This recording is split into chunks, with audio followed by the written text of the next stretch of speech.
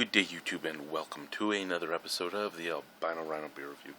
Today we will be looking at the second beer from the Beau's Greener Futures Project, Phase 3, Box 1, the second barrel-aged version of it. And this is Big Impin. So Big Impin is one of their beers that a lot of their beers have been in this series lately, which is, let's just mix and match a whole bunch of different beers and hope it turns out okay. So, what's been in this package? This package had lug tread, it had embitterment. I fucked up the embitterment review, I accidentally deleted it, but I really liked it. Liqueur Noir, which I have not had yet, the Black Heart. Bogfather I've had before, who cares. Tyrannosaurus Gruid, another one that was on the memory card that I accidentally deleted, and I really liked that one as well. Sad that it was gone because it was a beet beer, one of the only beet beers I've ever had, and it was fun to do. Sad it got deleted. Next was the beer that shall not be named, which was the other barrel-aged version. I actually really liked that, and it reminded me of what Greener Futures Project beers were originally, which was, specially made beers for their barrels. So now we're on Big Impin, which is a barrel-aged blend at 10.6% alcohol. It says on here, Big Impin is a blend of all things strong, delicious, and dark from our cellars. It includes two versions of barrel-aged Screamin' Beaver Oak-Aged Double IPA, one aged in rum barrels, one in whiskey, blended with Matt's Sleepy Time Belgian-style Imperial Stout aged in whiskey barrels, and the Bottle Imp Russian Imperial Stout aged in tequila barrels. So that's an interesting mixture, You have two stouts, one a Belgian stout, one a Russian Imperial Stout, in a whiskey barrel and a tequila barrel. Then you have two IPAs, one in a rum barrel, one in a whiskey barrel. So let's get into this and look at it.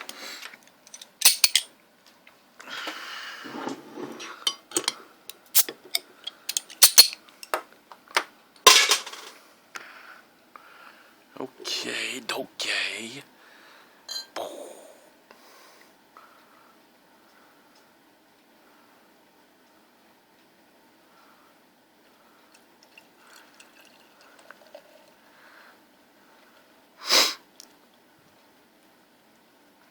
Now for me, one of the problems with all this blending is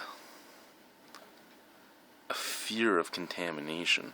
That's a lot of barrels and a lot of oxidization that could happen.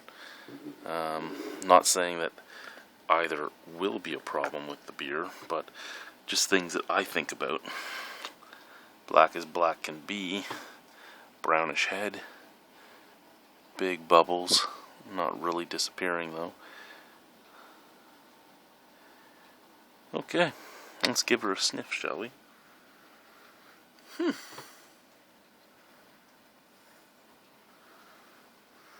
Oh, those tequila barrels are overpowering, and it might be because I don't like tequila, and it might be because the Bottle Imp is the strongest beer in the package. But,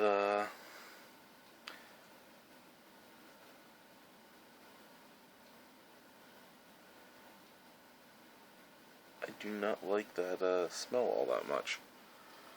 Okay, so this is actually quite different. It's quite different from the bottle and the glass. It usually is, but not usually this different. The glass is all tequila. It's like that weird agave dryness with a hint of sour. Not really what I like to smell at all, and that's all I can smell really is the tequila.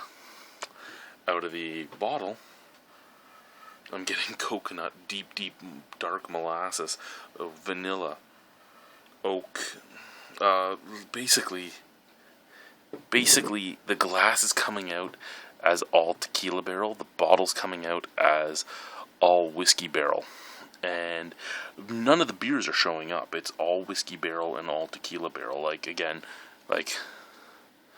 oak, vanilla, coconut, a little bit of smokiness, a little bit of fig, a little bit of molasses. Basically, peppery agave dryness with a touch of sour. So this smells amazing to me. This smells not so amazing to me. Let's drink the beer. Cheers.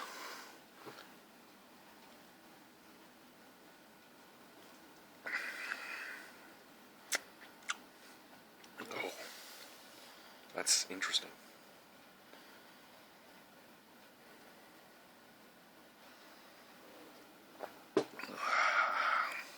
Okay.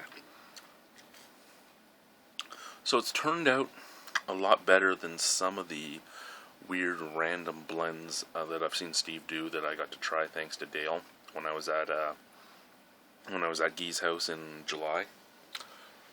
But it's still not as good as just their average barrel-aged beers. Hell, it's not even as good as some of their just average beers, period. I think I would rather drink the Bottle Imp on its own than this here. Now, this has a lot of the flavors I like. Like, I'm getting a whole shit ton of vanilla. I'm getting a lot of deep, dark, roasted malt. I'm getting coffee. I'm getting fig. I'm getting coconut. I'm getting an oaky tannin. Then I'm getting that dry pepperiness that I get from tequila barrels. I'm getting that slight touch of sour that I smelt on the nose from the tequila again. I'm getting that... Really, though, you know what? I'm not really getting much that would be Belgian other than maybe the pepperiness.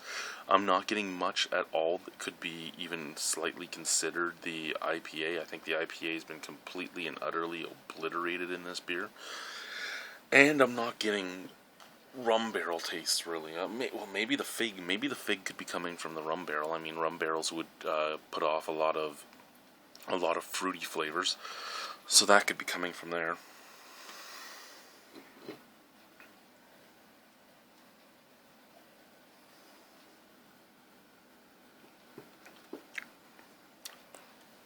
Yeah, for the base beer, the Bottle Imp has taken over. There's full-on coffee, full-on roasted malt, full-on full body feel, creamy mouth feel. Lots of roasted malt, lots of molasses, lots of deep dark coffee notes. The Bottle Imp has taken over the beer.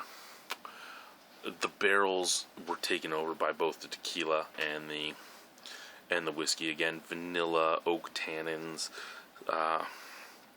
some coconut, some of that dry pepperiness. Then there is a touch of fig and a touch of plum, which I would guess is from the rum barrels. But the rum barrel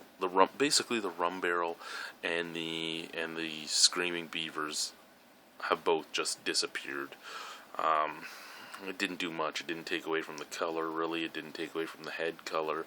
It didn't add to the scent. There isn't a whole bunch of hops on the nose. Really, that was just kind of like a throwaway blend portion. Like, hey, well, I shouldn't say that. That might be one of the reasons why the whiskey barrel takes over so well, because when I remember, I had the very first Greener Futures beer, and thank you, Dale, for sending me the very first one, which was a whiskey barrel aged version of Screaming Beaver, and it was one of my favorite beers I ever had from Beau's. It made me fall in love with Beau's, and I mean, it was taken over completely by the barrel, and I'm pretty sure that beer being in here is one of the reasons why the whiskey barrels shine so much. So I shouldn't be so down on them being in there, because that whiskey barrel shining the way it shines is what makes me love this beer as much as I do. Do I think it is the greatest thing I did? No. Do I think it's really good? Yes. Do I really enjoy it? Yes. And it's a high ABV beer that I really do enjoy. That all being said, is it a beer that I would drink above the normal variants of this beer? Yes, I would drink it above Screaming Beaver. No, I would not drink it above Screaming Beaver's barrel-aged version. Yes, I for sure would drink it over Matt's Sleepy Time Stout and any variants of that. The The big one, though, is no, I would not choose this over Bottle Imp. I would rather the Bottle Imp. Now, I gave the Bottle Imp a 9.5, so this has to be lower than that. You know what, I think this beer does deserve a high mark, but not a super high mark. I'm thinking between an 8.75 and a 9 myself, because I really do enjoy it. But at the same time, it's kind of redundant to have all these beers mixed together when you can't taste them all. But that doesn't matter, because the final taste is nice. What I'm going to do is I'm going to take a big swig, and after I swallow it, we'll decide if it's an 8.75 or a 9, or maybe even lower than an 8.75. Maybe I'll choke and die on it. Cheers.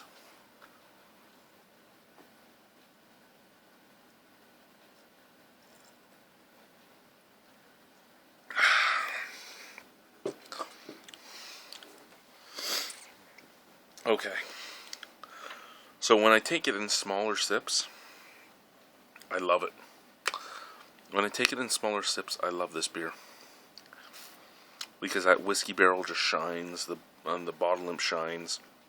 When I drink it in big gulps like that, don't love this beer. Because the Bottle Imp still shines, but the tequila barrel comes out of nowhere and smacks me in the balls.